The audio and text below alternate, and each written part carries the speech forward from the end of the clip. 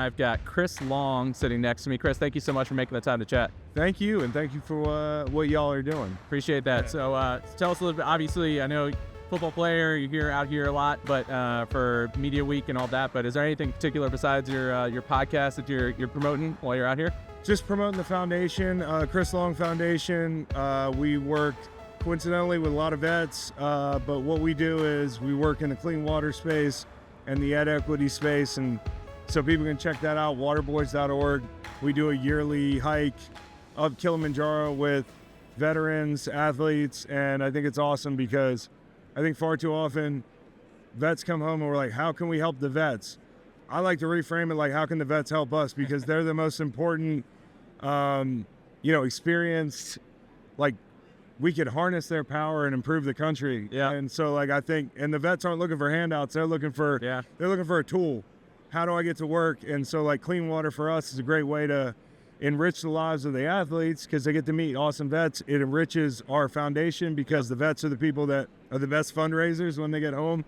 And also just that common bond where I can't compare football to the military in any way because of the stakes, but I can compare the camaraderie and sometimes the loss of a mission or something bigger than yourself. So I think when you get those vets and the football players on the mountain together, it's evident in the mess tent that we've been in locker rooms and mess tents just like this, and guys get along great. Yeah, that's awesome, and I love the sentiment of, hey, let's not. I mean, there's obviously a lot that we need to do. Vets need help, yeah.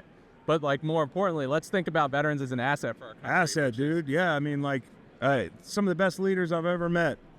Vets and some of the people that have worked in the areas that we're trying to, like guys and gals who have been all over the world and seen like what it's like in a developing country where they don't have what we have, and they're the best suited to tackle these problems. I love that. Yeah, that's exactly the concept for us with Bet the Boat, right? It's saying, hey, we have this community of millions of Americans who have either served or family members who served alongside those who wore a uniform. And how do we give them another opportunity to serve their country again? And in this case, it's serving as a poll worker, but in your case, it's going out and doing great work internationally to really support those in need. Yeah, no question, man. I think there's a lot of synergy there. Yeah, so that's cool. Awesome. So do you personally have any exposure to the military, any family or friends that served? My grandfather, my cousin, I got guys I grew up with, a couple Marines, that sort of thing. But more than anything, I've made some great friends post-football, like Nate Boyer, Green Beret, played for the Seahawks briefly. Just a really brilliant guy. When you think about, like, the Special Forces guys, I love hanging out with them. Right. Like, they're so smart. They're teachers. They're communicators. And you can tell right away what that social intelligence, why it's so important. You know, you don't just have to be a badass. You also got to be really smart to be that guy. So getting to meet Nate, and he's helped launch Conquering Killy with me. Getting to, we got group texts all year long. Right.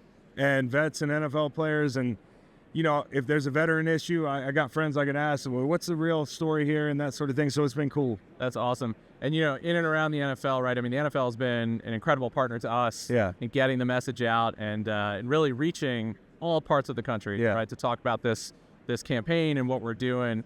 When you were in the NFL and as you've kind of stayed around it post your career, how have you seen what the NFL has done to support veterans, kind of the Salute to Service campaign and other things?